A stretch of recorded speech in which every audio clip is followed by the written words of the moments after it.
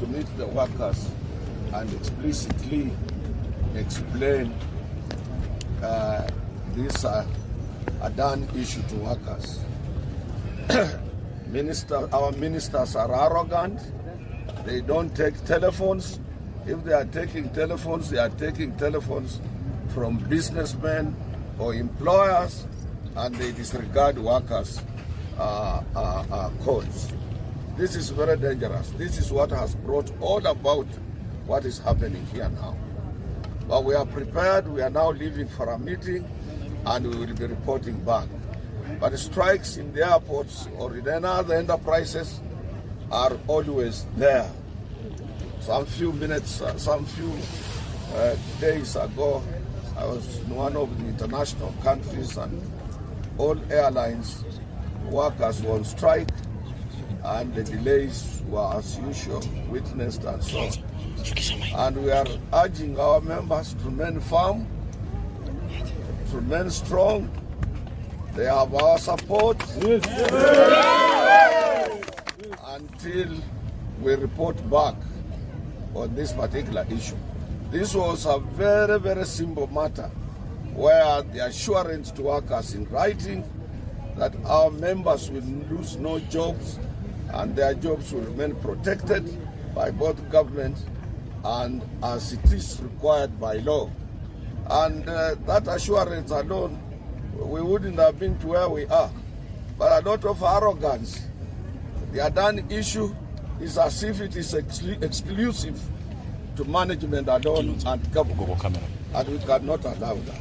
We are part and parcel of employment arrangements and workers' arrangements in every sphere of our life.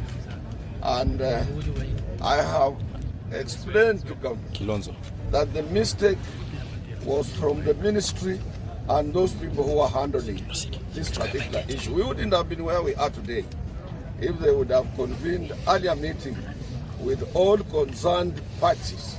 They always say stakeholders. A worker is a stakeholder number one, and nobody holds a stake for a worker because our stake is owned by a worker. So they would have had a meeting with the workers' organization, which is well led, has proper leadership, structures, and agreed, explained to workers. Somebody would have made presentation to workers.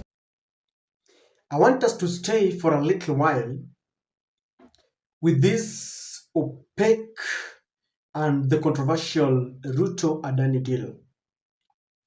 A while ago, the Kenya Aviation workers went on strike. They paralyzed operations at the major airports in Kenya, especially the Jomo Kenyatta International Airport.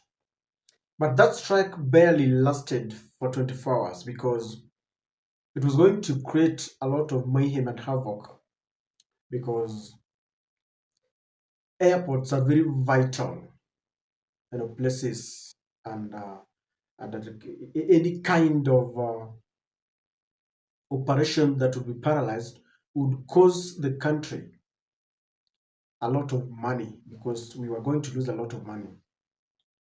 But experts are now warning that, the COTU, led by Secretary General Brother Francis Atwoli, and the Kenya Aviation Workers Union, that went for negotiations, could as well have made a mistake without knowing it, because Davis Chirchir, who is the Cabinet Secretary for Transport, made his way to the airport and they had a return to work formula. Now, this return to work formula stated, among other things, that the Kenya Aviation Workers Union would have veto powers over Adani conglomerate of companies.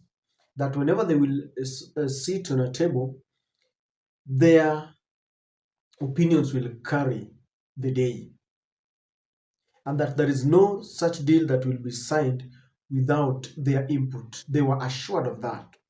Francis Atwoli also revealed that documents concerning this agreement were revealed to them, and they will have 10 days to peruse and scrutinize this document. Then they will get back to the government. And with that, they felt that it was a genuine and a very honest discussion, and that everything was put on the table without playing, some cards under the table. In that meeting, it was also agreed that the government would fast track the implementation of the CBA, the collective bargaining agreement that was agreed upon some 2 years ago, and it has not been implemented. So they're going to look at it within 2 months. That deal was so sweet, and they say that when the deal is too sweet, you need to think twice. Now, this is where experts are warning that there could be a problem. When you read through the return to work formula, you will realize that it's slightly different from the reasons why the Law Society of Kenya and Kenya Human Rights Commission went to court. There's a slightly a difference.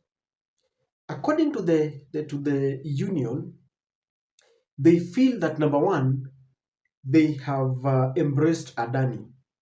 That's what I hear, because to them they don't have a problem with Adani as long as their interests are taken care of. They will have veto powers over Adani, so that even if they agree on something, their opinion will count. So they have embraced that Adani could as well come, but they will be part and parcel of this deal. Now, ladies and gentlemen, while the union and the workers feel that the main thing at stake here is the fate of their jobs, other Kenyans feel that there is more than meet the eye, and there are a lot that needs to be checked off. Number one, Adani Enterprises, Adani group of companies, has been, rocked in controversies in most of the countries that they ever went to lay a foundation for their operations, including India, where Gutan Adani is coming from. They are on strike because all the deals that he makes are fake, or sort of are only meant to siphon money from government, and people cut deals to enrich a few fellas within the government. And therefore, according to Kenyans, they want Adani to be kicked away. They want Adani to be kicked out. They do not want any kind of deal between the country and Adani, as opposed to the Kenya Aviation Workers Union, who feels, according to the agreement that we have been given here, that they will sit on the table with Adani. That is the first bone of contention. While Kenyans don't want any kind of agreement, the workers feel that an agreement, as long as the interests are taken care of, then it is good. Adani is a scam, according to the reports that we have. Number two, it was stated very categorically that the 238 billion shillings that we are seeking from Adani is money that we can get without going for that deal. And I was listening to the union a while ago, union workers, the union officials, saying that the KIA, the JKIA has got a large chunk of land that they can use. The title deed can be used as a collateral security as they seek to get this money. So they're saying that it's not honest that they're going for that deal, yet they can source for this fund themselves. They're also saying that we are going to lose our sovereignty when we decide very cheaply that we are going to lease out our parastatals, our institutions. We are losing our identity, and it is like we are selling our birthright to Adani, because when you lease your airport for 30 years, really, that is improper. And the Kenya Workers Union don't see this. They just want to be part of the deal. Another thing that is really painful here is that the Adani deal seeks to give Adani powers that even after the 30 lease years, they will still be getting 18% of return in investment for posterity, for entirety, forever. That is the catch. I read that and I felt no, this is impossible. It is like we are going to be slaves forever. I was listening to the case that was taken to court by the two institutions, and they are also saying that it goes against the letter and the spirit of the Constitution. There's a chapter that says that there should be prudent use of taxpayers' money. It involves transparency and accountability and a prudent use of good money. It goes against this. So the question that we need to ask ourselves is, are the workers, fighting for the whole country, or they're fighting for themselves? Because it seems to me that they are now losing sight of the bigger picture, that Kenyans had even agreed to join them in the strike because they should be fighting to kick out Adani, any kind of deal between Kenya and Adani. Why? Because of the reasons. Adani is a scam. People in several countries, they have been kicked out.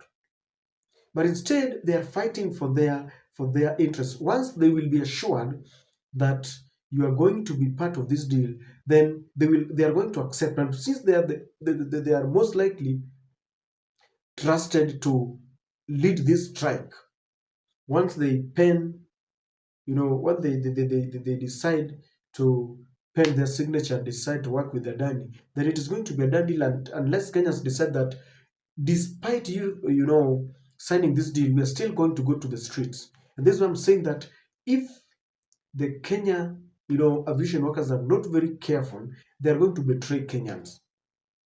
We should know, are they fighting for themselves or fighting for the bigger masses? Number two, are the masses ready to join them? And I'm sure they are ready. So it is in light of this that we feel that the Kenya aviation workers must understand that this fight is beyond, it goes beyond just their assurance that they are going to be given a chance to work under Adani. Because it is simple. Already, this deal was being done secretly, which means the people, who wanted this deal to go through never wanted them to be part and parcel of this until a whistleblower came up. So even if they are, they pretend to include them, I don't think they're going to have any veto powers the way they are told at the negotiating table. This is why you will see the union workers walking out in frustration, saying that their views are not being listened to. Because if money is involved, our country, then they're going to sign this deal unless Kenyans walk out and say it is enough. Experts are telling or thinking that the union workers should make it very clear that we don't want anything to do with Adani. I understand that there is this public-private partnership, but let us look for countries or companies that are impeccable to pump in money, if at all we have to. Not really tolerating a company or a group of companies that have got very bad relationship, a bad name, because wherever they go, they leave a trail of scam. And we know this. We have been warned, and I believe that we should choose to fight for the whole country rather than just fighting for our interest. I don't know what to think, but that is my take.